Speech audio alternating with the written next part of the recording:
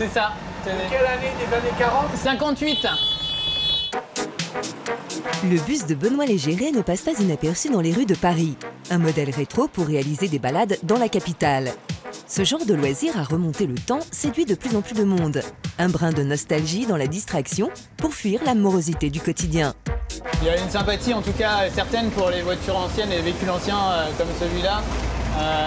Voilà, quand je sors dans la rue avec le véhicule, tout le monde esquisse un sourire en se retournant, ce qui fait vraiment plaisir et ce qui change de la façon de circuler avec une automobile récente ou un deux roues moderne. Benoît s'est lancé dans cette aventure il y a un an, après avoir entièrement rénové ce bus des années 50 qui a servi pour le ramassage scolaire, puis pour la tournée d'un groupe de rock. Et ensuite, il a été la propriété d'une personne qui voulait le transformer en camping-car. Le projet s'est arrêté, il est resté de très très longues années dans une grange. Voilà, je l'ai récupéré à cet endroit et je l'ai restauré pendant 2 ans. Aujourd'hui, le bus séduit autant les touristes de passage que les mariés ou les groupes pour les enterrements de vie de jeunes filles et des anniversaires. Ça va des enfants qui fêtent leur 5e anniversaire à une dame de 91 ans qui a fêté son anniversaire dans le bus il y a 2 semaines et qui s'était mariée juste après la libération de Paris dans un autocar quasi identique. Si l'on peut profiter du bus bleu toute l'année, un événement plus ponctuel sur les loisirs vintage a rencontré un franc succès au Grand Palais entre le 10 et le 21 juin dernier. Sous la nef, une immense salle de cinéma de 910 places, dont une 60aine dans des voitures.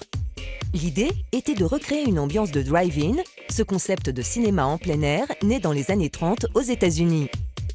Je trouve que c'est assez fantastique. En plus, le site est grandiose, le Grand Palais. Je pense pas que ceux qui ont construit ça en 1900, ils pensaient un jour voir un cinéma à l'intérieur. La programmation, elle aussi, était en partie rétro, avec la projection ce soir-là d'American Graffiti, un des premiers films de George Lucas. L'époque des années 50 renvoie à une époque d'un âge d'or, à une époque de légèreté.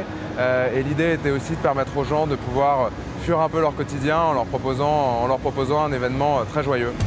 Autrement dit, c'est le vintage qui s'est immiscé dans les loisirs à la mode aujourd'hui. À côté du drive-in, une piste de disco roller, un diner à l'américaine et un espace dédié à l'histoire du jeu vidéo. Plus que les consoles modernes, les stars ici étaient Pac-Man, Donkey Kong ou Mario Bros. Avec un intérêt particulier pour les vieux jeux d'arcade. C'est le tout premier jeu vidéo auquel j'ai touché quand j'étais plus jeune. Je me rends compte que c'était bien marrant quand même, même si c'est des jeux qui ont 20 ans hein, celui-là. Le rétro gaming attire de plus en plus de passionnés. Dans cette boutique spécialisée, les 30-40 ans redécouvrent leurs vieilles consoles, loin des jeux high-tech en 3D. Aujourd'hui, le problème, c'est que la plupart des jeux sont très très beaux.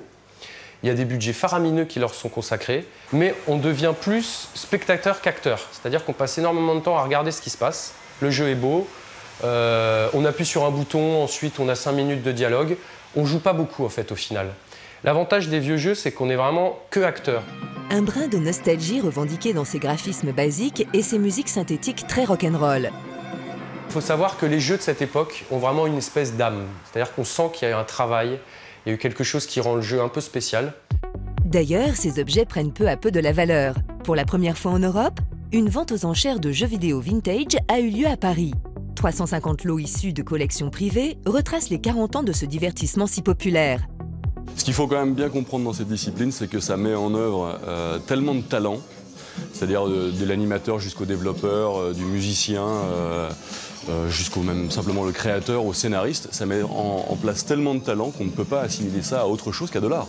Et comme dans toutes les ventes de ce type, on trouve ici des objets très rares, voire uniques. Là, la particularité de celui-là, c'est qu'il est 9 scellés d'époque et c'est actuellement le seul exemplaire qu'on connaisse qui soit encore neuf d'époque et qui a été authentifié comme tel. Donc, la particularité de cette pièce, c'est que c'est un prototype pour PC Engine.